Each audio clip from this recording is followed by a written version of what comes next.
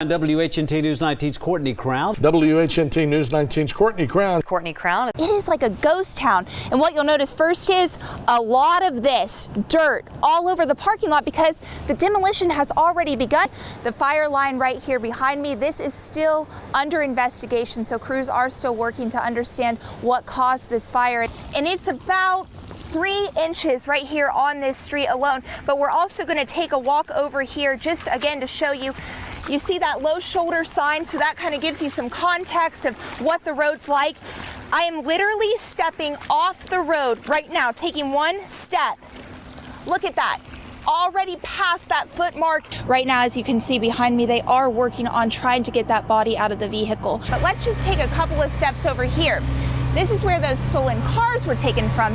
Well, guys, I did take a break, so I'm really truly only on about 15. She says by simply snapping a picture with the dog, you can rewrite their story. What Madison County Sheriff's Office just told me is there was a single car that was driving this way on Brownsboro Road. Look at this. You can rent these little scooters. This house right here, lots of damage, and it's not the only one in this community. Take a look at that. Downtown Huntsville is much busier after sunrise than around 5:30 in the morning when Lindsay Hardesty prefers to run. We do it because it's our sanity. Running alone never bothered her before, but after Tuesday's incident, she knows a running buddy is important. He was driving a silver Dodge Neon, an early 2000s model. A morning routine that took a surprising turn. And we realized that we were being followed, and it was within a very short period of about half a mile. And then it became obvious very quickly that we were being followed. As he approached us, I looked over and into the car. I had an unobstructed view, and I realized that he did not have both hands on the wheel, and he did not have his pants where they should have been. Hardesty said this all happened here at the intersection of Clinton Avenue and Lincoln Street. The man stopped that familiar silver Dodge Neon, but those are the only details she could pick out. I didn't get a very good look at his face because other things were exposed. We got a call about 9 o'clock in the morning. Lieutenant Stacy Bates with Huntsville Police says he checked for calls and reports from that area over the past 10 days. Only Hardesty called to report this incident, but the department takes every alert seriously. We'll extra patrol that area. I know the supervisors that work that side of town have already told me they'll issue an extra patrol to their officers to be kind of more aware, more alert. Hardesty and her friends plan to keep moving forward. I need to be able to hear things, be more observant, and definitely please remember that there's safety in numbers. Taking action in Huntsville. Don't be scared, just run prepared. Courtney Crown, WHNT News 19.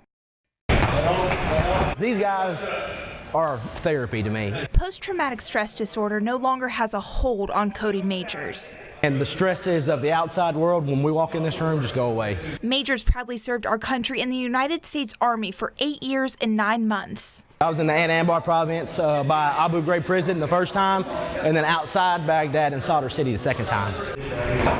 I can be myself in here, and I can teach these guys. Majors wrestled at Lee High School before graduating in 2004. These days, he coaches the newest members of the Mae Jemison High School wrestling team. Coaching is really what I wanted to do ever since I was in high school. Over and under.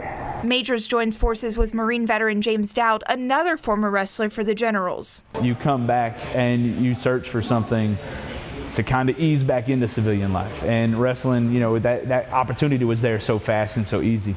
Inside their practice room, known as the Dungeon, both men strive to teach lessons in determination and selfless service. Not only teaching them the sport, but teaching them life lessons to go along with it. That's the most amazing part I love about it. Majors says he's a student himself, always trying to improve. I'm actually going to school at UAH to get a degree in kinesiology, which is basically a glorified physical education degree, which can prosper into many other things.